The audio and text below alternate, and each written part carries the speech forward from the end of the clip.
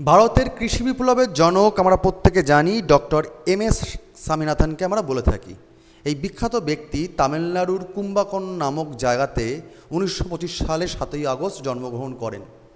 ব্যক্তিগত স্তরে তিনি গান্ধীবাদী চিন্তাভাবনার সঙ্গে বিশ্বাসী ছিলেন। ভারতের স্বাধীনতা সংগ্রামের সঙ্গে তার যথেষ্ট মানসিক লেনদেন ছিল।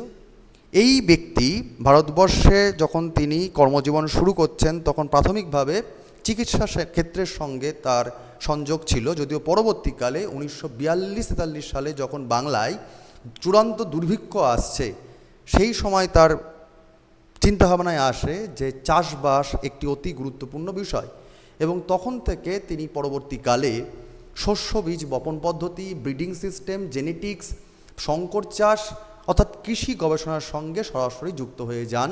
ধীরে ধীরে তার পড়াশোনা বাড়ান, এমনকি ভারতের যে এগ্রিকালচারাল রিসার্চ কাউন্সিল আছে তারও ডিরেক্টর জেনারেল পদে অভিষিক্ত হন।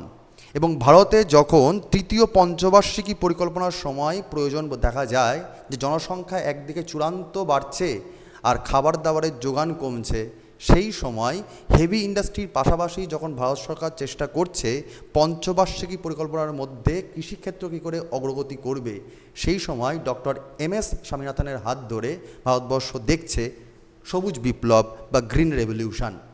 এই রকম বিখ্যাত এক ব্যক্তি ভারতবর্ষের সরকারের দ্বারা বিভিন্ন সময় বিভিন্ন পুরস্কারে সম্মানিত হয়েছেন, যেমন পদ্মশ্রী সম্মান পাচ্ছেন 1967-এ, পদ্মভূষণ সম্মান পাচ্ছেন 1972-তে এবং পদ্মবিভূষণ সম্মান পাচ্ছেন 1989-এ।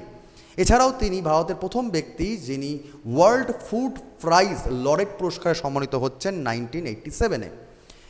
এছাড়া তিনি রামান ম্যাগসেসে অ্যাওয়ার্ডে সম্মানিত হচ্ছেন 1971, আর অ্যালবার্ট আইনস্টাইন ওয়ার্ল্ড সায়েন্স অ্যাওয়ার্ডে সম্মানিত হচ্ছেন 1986-এ।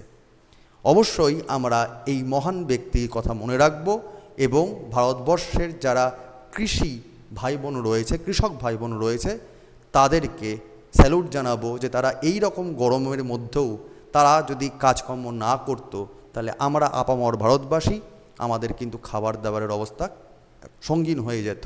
তাই খাবার দাবার ঠিকঠাক করে অযথা নষ্ট করবেন না। Thank you, best of lakh.